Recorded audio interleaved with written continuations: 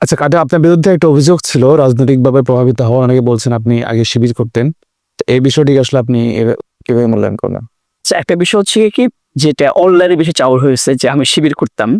তো এটা হচ্ছে কি আমি যদি একটু বিস্তারিতভাবে বলি, মানে শিবির সমর্থক যারা তারাই বলছে যে কি আপনি একটা সময় শিবির করতেন, এখন এসে হচ্ছে কি আপনি পল্টে নিয়ে নিলেন। এই জায়গা থেকে হচ্ছে কি দেখেন, শিবির করতাম কি করতাম না সেটা হচ্ছে কি আমার সাথে বেটার কেউ জানে না। সে জায়গা থেকে হচ্ছে শিবির হচ্ছে আমার একটা সংগঠন, যেটা হচ্ছে কি আমি সবসময় একাত্মকে ধারণ করি। সেই জায়গা থেকে শিবির তো হচ্ছে আপনি যদি 2 দিন আগে যদি যে কথাটা বলেন, তারা এখনো একাত্তরকে ওন করে না কিন্তু। তাদের যে হচ্ছে কয়েকদিন যে প্রশ্ন চাপানো হয়েছিল, সেখানে বলা হচ্ছে যে কি শিবিরে তৎকালীন যে মানে জামাতের যে অবস্থানটা, সেটা অবস্থান দৃঢ় ছিল, কিন্তু মুসলমানরা ভুল করেছিল, পরে তারা ক্ষমা চেয়েছিল। কোনটা একটু দেখেন, এখন তারা হচ্ছে জামাতে মানে গোলাম আজম এখন এটা একটা ব্যক্তির লেখা ছিল, তারা সেটা আবার ব্যাখ্যা দিয়েছে। ব্যক্তির লেখা, সেটা হচ্ছে তার যে প্রকাশনা, মূল যে হচ্ছে অফিসের যে প্রকাশনা সেটা যাচ্ছে, কিন্তু ব্যক্তির প্রকাশনা হচ্ছে ম্যাটার করে না ভাই। সেটা হচ্ছে আপনার মূল প্রকাশনা যাচ্ছে শিবির অফিসের প্রকাশনা, কিন্তু সেটা তার মানে শিবির সেটা ওন করে বলে হচ্ছে ব্যক্তি প্রকাশনা তারা চাপিয়েছে। যদি ওন না করতে চাপাইতো না, কিন্তু একটা বিষয় কিন্তু এই ক্ষেত্রে হচ্ছে কি আমি যদি একটু ছোট একটা উদাহরণ দিই, আমি শিবির করি না কখনো, কিন্তু আমি হচ্ছে হলে যেমন দেখছি এতে বেশি করতে পারতে ছাত্রলীগ করতে পারছি না, কারণ তো ছাত্রলীগ ছিল, কারণ আমি ছাত্রলীগের মিছিল মিটিং গেছি। শিবিরে আমি কোনো মিছিল মিটিং কখনো আমি যাই নাই কিন্তু।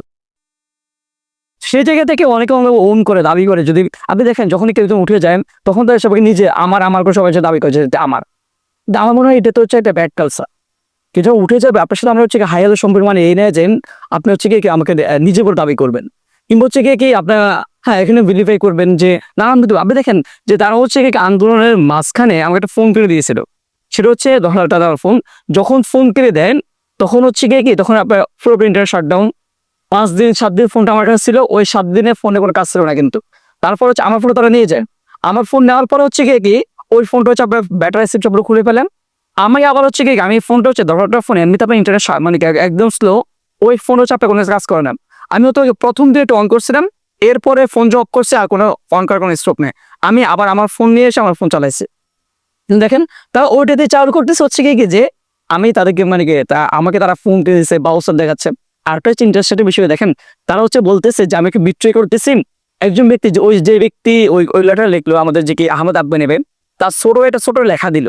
যখন রাজাকার শব্দটা হচ্ছে কি একটু কন্ট্রাক্টরে আসতেছেন, তার ছোট লেখা দিল কি যে কি যেদিন হচ্ছে নয়দেবের সামনে আসে তখন উনি হচ্ছে আমার জন্য পরোটা আর কি ডিম বাজি নিয়ে আসছেন।